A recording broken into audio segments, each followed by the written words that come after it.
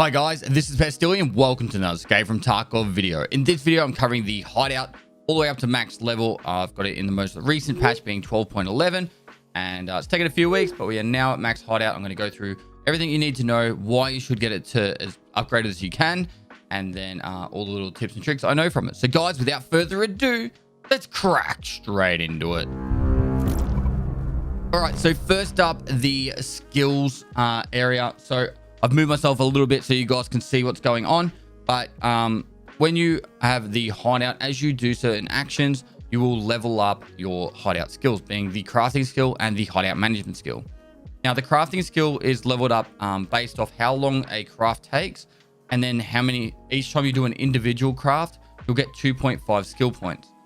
This will slowly increase over time as you level up, as you level it up. You'll craft stuff faster, and therefore you'll be able to get this done quicker.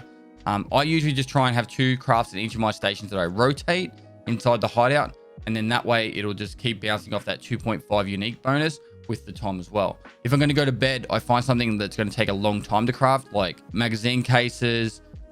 I use the Intel Center 24/7 anyway, but any stuff from the Intel Center, any of those like 8-hour crafts, ammunition 7.62x39 BP, those kind of crafts is what I try and put on before I go to bed, because then I get all the extra time spent on the crafting to get those extra points. Now, when you get max level crafting, it does mean you can actually craft 2 things at the exact same time, and it's a pretty cool little benefit. Last wipe, I got to level 49 in crafting. I didn't get all the way to 51 to max level it, but I'll probably try and push towards there this wipe. Now, besides that, that's pretty much all it comes down to with crafting, how quickly something is crafted, and then being able to craft 2 at the same time. Hideout management, however, is a massive skill, and it shouldn't be ignored. Now, hideout management, the way it works is it gives you bonuses for each of the values of each area within your hideout. So what it does, it means, like, for example, for XP, if the base rate is 15% bonus XP, it'll give it another 14% on top. And that's the same with the passive skill leveling and all the other little things within the hideout. This one at max level gives you I think it's about it's about 50% bonus to the stats within each of the areas within the hideout, and it just makes your whole leveling of skills and experience so much faster. This is why I put so much time and effort into the hideout early on, because it just gives you such a benefit with stacked on top of all the other stuff within the hideout. Now, the hideout management skill is leveled by one of 3 things: fuel being used up in the generator, the air filter being in, and the water filter being in and using. So you have all 3 of those filters running 24/7, and this will level as fast as possible. Used to be a bug with the solar panels slowing it down on the generator, but that's been fixed. But now you want to have all 3 of these things running 24/7 as soon as you can. So your fuel should always be in there 24/7, even if you're not running it to make anything, or you have a Bitcoin farm, and even if you're at a low level, you should be doing this straight away. The other way that hideout management skill is leveled is also when you upgrade something in your hideout. When you say make something from Lavatory level 1 to 2, you actually get points for that upgrade. So that's like a once-off thing. Once you've fully upgraded your hideout, there's nothing extra for that. But as a base thing, you need to keep that fuel, the air filter, and the water filter running 24/7 to capitalize on leveling up your hideout management skill. This skill takes about 2 months of keeping that stuff running 24/7. But when you do get it to max level, what it does, it gives you 2 more extra spots on the generator. It gives you a cap of 5 Bitcoins instead of 3 in your Bitcoin farm, which means it gives you more time to not even log in to claim your Bitcoins. It means you can put more air filters in, more water filters in, and obviously the bonus percentage being 50% bonus to all the hideout values. So it's a pretty decent skill to level up, and it doesn't really take too much effort. If you've got the fuel, you can just put in a heap of fuel with the solar panels or solar power. It lasts for ages, and then you just need to keep an eye on your air filter and your water filter. Which the air filter, you can have 3 in with all the bonus of how long stuff lasts, which is like decreasing the fuel, air, and water filter consumption rate of the skill. They usually last, I think, about 36 hours by the time you've got it maxed. And then the water filters, obviously, that's the one where you got to keep logging in and checking. But that's the main one you have to worry about to really capitalize on it. So let's get into the hideout. Now, I'm just going to start on the left and then go all the way around and explain what is the benefit of each one and why you should get it to max level. Starting with the workbench. For me personally, this one It used to be really, really powerful because of how much people would craft ammunition. I'm actually currently crafting the green gunpowder, and this is just a pure money maker for me. Most of the ammunitions that are the top tier ammunitions now have about like an 8-hour craft time, so I would put those crafts on before I go to bed. But besides that, I generally just rotate between the magnet craft with using a hard drive and then this green gunpowder. To get the green gunpowder, you need 1 smoke grenade, 2 M67 grenades, and you can buy these from the traders. So I think you have to get quite a bit into the Peacekeeper's quest line to unlock the grenades. But once you've got both of these, you literally buy from trader, you turn them into a gunpowder, and then as it gets later in the wipe, these gunpowders sell for like 60 to 80k. So I think it's about, off the top of my head, about 15 to 20,000 to make, turning into a 60k trade, and that's every 2 hours. So it's like 40,000 rubles profit every 2 hours that you do it, but you need to rotate it to get that crafting skill leveled up. But they are not selling for that much at the moment. I think they're sitting around 40k. These will sell instantly, about 41,000. Besides that, the workbench is really good for getting some of your quest items, spark plugs, car batteries, wires, and capacitors, circuit boards. These are for a quest. So that's pretty much covers workbench. There's not really much more to add to that. Get a lot of your ammunition crafts. Right on the far left is the shooting range. You can go there and you can test all your guns. So if you do shoot a gun in the hideout, and now you've got no more ammunition on you to test, you just press escape and then enter, and then you just go back in and you can shoot again. So you don't have to do like anything crazy to try and reload your mags or anything. You can just double press escape and then do that. They are going to do apparently a level 2 of that eventually, but we'll have to wait and see. Could be a while. All right, Lavatory. Now this one is a really good one for making cases. This grenade case, mag case, and the Scav junk box. Scav junk box got made a lot cheaper in this patch, so therefore it's not as important. However, the mag case is still quite a good cheap trade. The blue fuel, you want to consume the blue fuel in the hideout, and once you finish using your blue fuel, blue fuel, you craft it into a mag box. These mag boxes can sell for about 300,000 rubles, and you can probably make them for about 200k. So I usually make enough so I'm happy for the wipes from my mag cases. And then once you've done that, you're pretty good to go.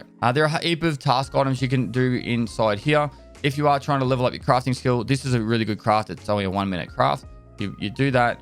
So you first get into the hideout, you start this one, or you finish whatever the other one was, start this one.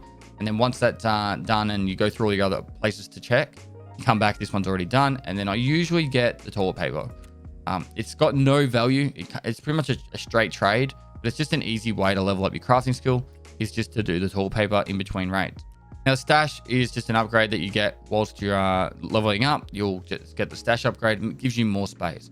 Originally, when you bought Escape from Tarkov, if you had a standard account, you didn't get an upgraded stash ever.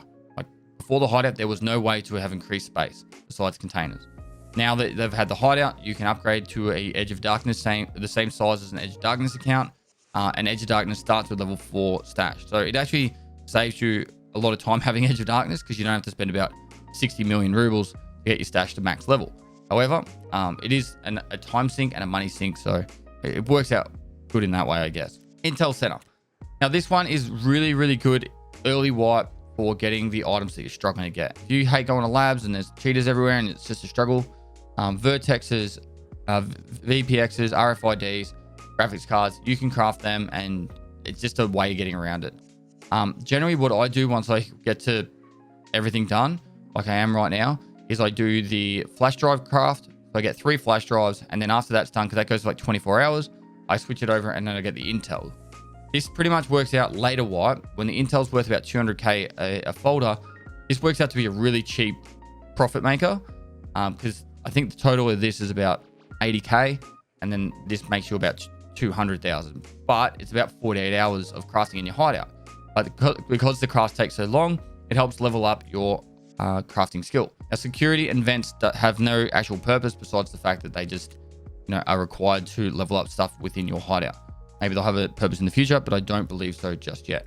Same with Illumination. The one everyone likes to ask about all the time is the Bitcoin Farm. Now, I have Bitcoin Farm level 3. To get level 3, you need to get solar power, which takes, I think it's 72 hours to get the solar power done. And this reduces your fuel consumption by 50%. It costs about 12 million rubles to make or to upgrade the solar power. Once you do that, you can have Bitcoin Farm level 3. Now, these are the values for the Bitcoin Farm. One graphics card in a Bitcoin Farm is 40 hours. 10 graphics cards, which is the most you'll have at level 1, is 30 hours. 25 graphics cards when you're at level 2 is 20 hours. And when you have 50 graphics cards, it's down to 13 hours. I did the quick math. It might change, but with Bitcoin, it's at about 220,000 per Bitcoin with 50 graphics cards.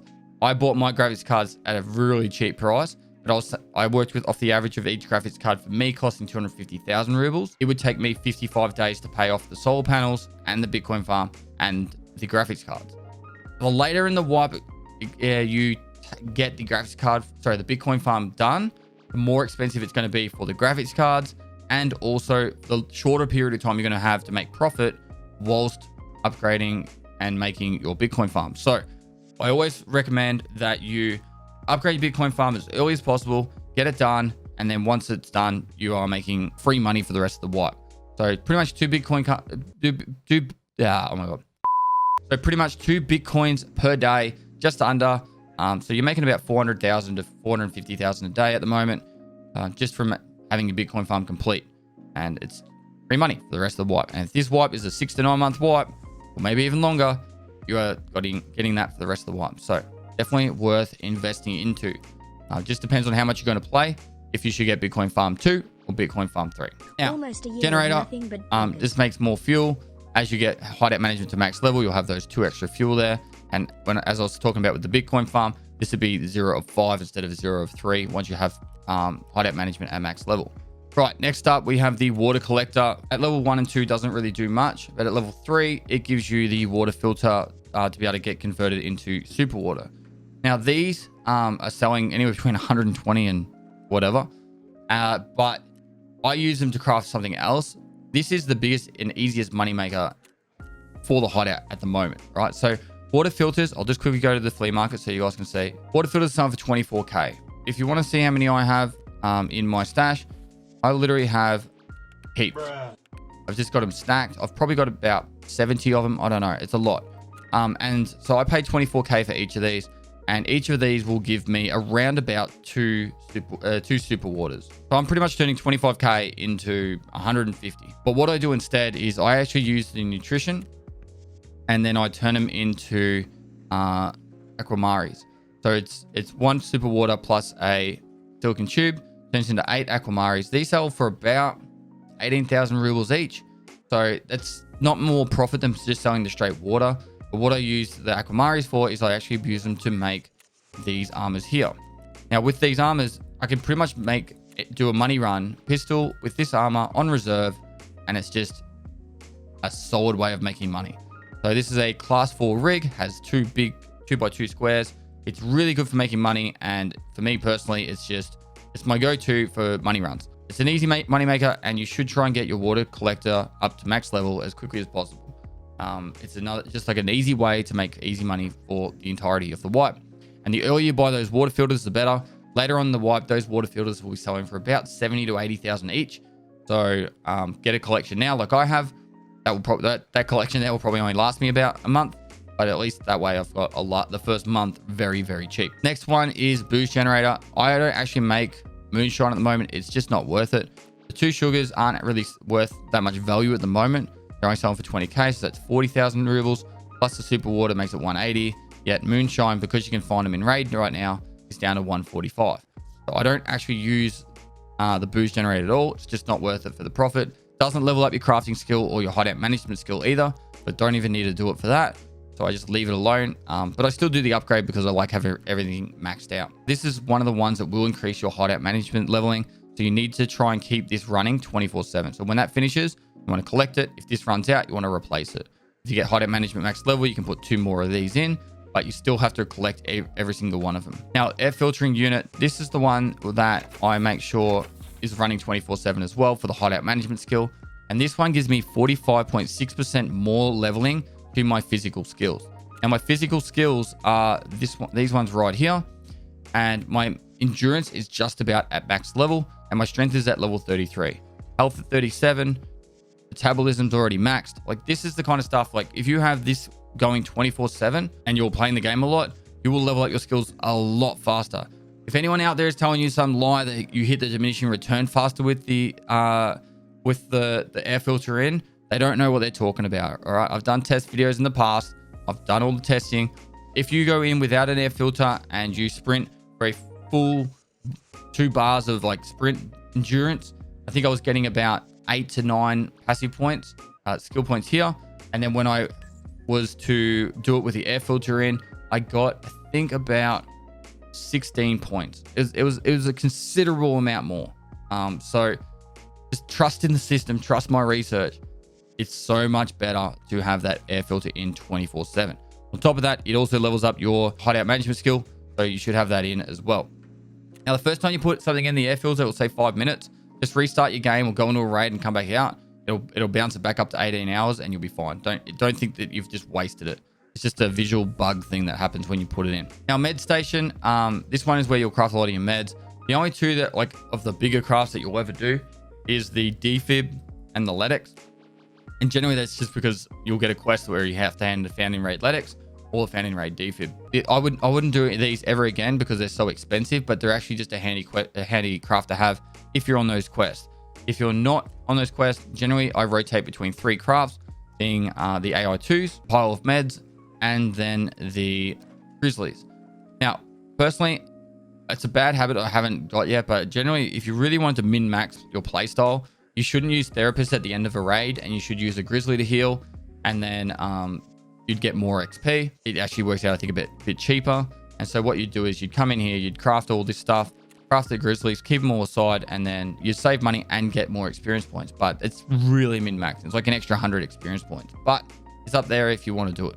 Next one's rest space. I'm only going to touch on one thing from this. All this extra stuff, it's all like, you'd barely notice it. Negligible? I can't say the word. Negligible. Barely noticeable to worry about all this extra energy and health regen stuff. The max energy reserve of +10 is why I have 110 energy, if you ever see that. It's a handy thing. It's not like, oh my god, this is amazing, but it's a handy thing to have. Heating doesn't really have anything. It's back to these kind of things as well. And then over here we have the library. Now with the library, this one is amazing. You don't have to do anything for it. Once you've upgraded it, it's done. I currently get 17.1% additional experience points per raid. So whenever I do anything, I get extra experience for it.